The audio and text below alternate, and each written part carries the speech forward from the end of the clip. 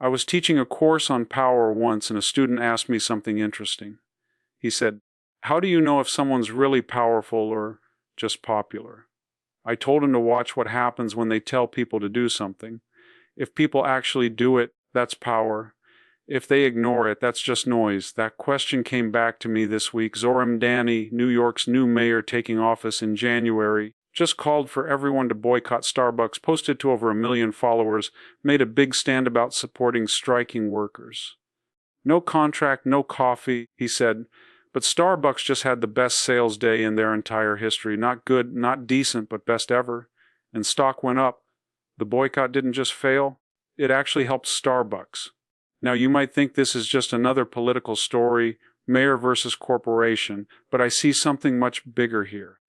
Something that's going to affect your life, whether you live in New York or anywhere else, because what just happened reveals a fundamental truth about how the world actually works versus how some people think it should work.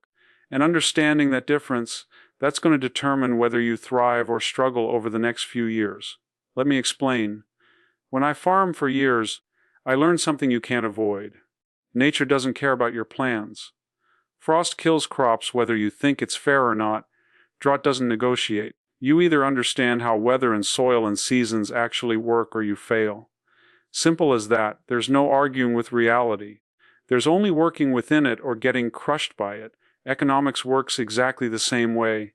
Human behavior follows patterns not because people are good or bad, but because they respond to incentives in predictable ways. And if you don't understand those patterns, all your good intentions accomplish nothing. Think about what Mom Donnie just tried to do. He wanted to hurt Starbucks by convincing people to stop buying coffee there. Sounds reasonable, right? Stand with workers, show solidarity, use economic pressure to force change. But here's what he didn't understand, or maybe he did understand and didn't care because the gesture looked good to his base. Either way, the math was never going to work. There's a strike at 65 Starbucks stores out of 17,000. That's less than 0.5% of their locations.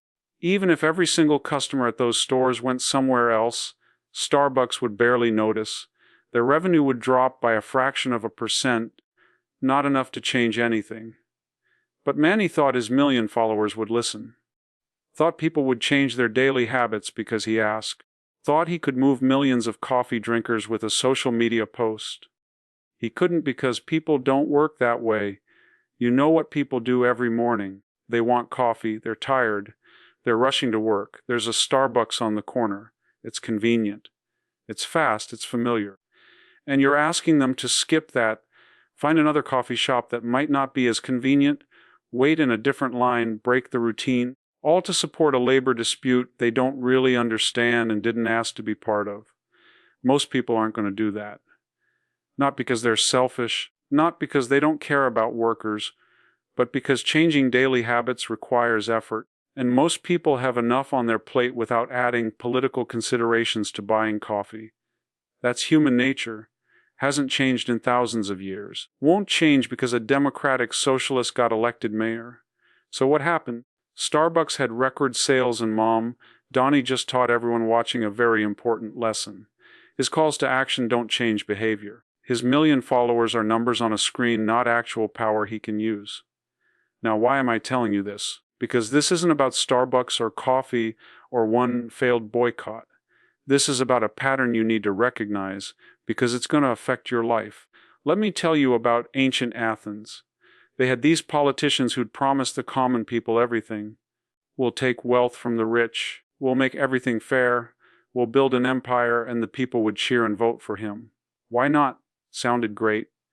But then reality would hit. The wealthy would move their money to other cities. Investment would dry up. The ambitious military campaigns would fail, and Athens would end up weaker, not stronger. And you know what those politicians would do? Blame everyone except themselves. Traitors, oligarchs, foreign enemies, anyone but their own. Failure to understand how systems actually work. That exact pattern is playing out right now in American cities. Progressive politicians promise to reshape how economics works. They're going to make housing affordable by freezing rents, make transit better by making it free, lower grocery prices by opening government stores, fundamentally change how capitalism operates. And it's not going to work. not because I disagree with their goals, but because the mechanics don't function the way they imagine. Listen carefully because this affects you directly. When cities freeze rents, housing doesn't become more affordable long term. Supply shrinks, landlords stop building new units, existing buildings don't get maintained, quality declines, and you end up with shortages where finding any apartment becomes harder, not easier. When buses become free without sustainable funding, service gets worse, not better, because the money has to come from somewhere. Either they cut routes or raise other taxes or defer maintenance until buses break down. There's no magic where you just declare something free and it improves. When government tries to run grocery stores competing with private ones, they lose money because governments aren't good at retail. They don't have the expertise. They can't compete with companies that have spent decades optimizing how to get food from farms to shelves efficiently. These aren't my political opinions. These are patterns that have played out the same way in every city that's tried them. You can wish reality worked differently, but wishing doesn't change how economics actually functions. And here's what you need to understand. Mani is about to run New York. He made all these promises during his campaign. Rent freezes, free buses, city grocery stores. He's going to transform the city. But his first big public move just proved he doesn't understand how to actually change behavior. Can't predict how people respond to incentives. Doesn't grasp the mechanics of power. If he can't convince people to skip Starbucks, how's he going to reshape an entire city's economy? He's not, because good intentions without understanding reality just creates new problems while claiming to solve old ones. Now, let me tell you what this means for you, especially if you're in New York, but really this applies anywhere. Progressive politicians are promising transformation.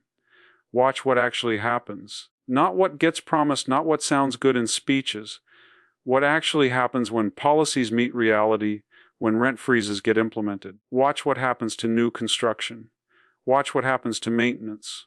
Watch what happens to housing availability. Because I can predict it right now. Supply will shrink, quality will decline, finding housing will get harder when buses become free. Watch what happens to service, routes getting cut, schedules getting worse, buses getting more crowded because demand went up but supply didn't. Watch it happen when government grocery stores open. Watch them lose money. Watch prices actually be higher than private stores. Watch them struggle with supply chains. Watch them eventually close or become permanent drains on the budget. And when all this happens, watch who gets blamed. Not the policies, not the failure to understand economics, but corporations, wealthy people, capitalism itself, anything except admitting the approach was wrong. That's the pattern, and you need to prepare for it. Here's what you do. If you're renting in New York, understand that rent control might make it harder to move. If you get a rent-stabilized apartment, you might need to stay there even if you'd prefer to leave, because finding another affordable unit will become nearly impossible. If you're thinking about buying property, understand which types might get hit with rent control and which might be exempt. Make informed decisions based on actual policy, not promises. If you own a business, start planning for higher taxes and more regulations. Figure out now how you'll adapt. Maybe that means staying small to avoid thresholds. Maybe that means restructuring. Maybe that means having an exit plan if things get too difficult. If you're building a career, make yourself portable. Develop skills that transfer to other cities. Build a network beyond New York. Save money so you have options, because if progressive policies make the city less livable, you want to be able to leave on your terms, not because you're desperate. This isn't about being pessimistic.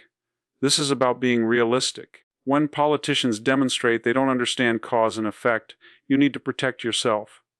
The boycott failure is a warning sign. It tells you when Danny doesn't grasp basic human behavior. Can't predict how people respond to incentives, doesn't understand the mechanics of power, and he's about to implement policies across an entire city based on that same flawed understanding. Let me give you another historical example. Marcus Aurelius, the Roman emperor, said, "You should focus on what's in your control and accept what isn't." Simple idea, but it's crucial for navigating uncertainty. What's in your control?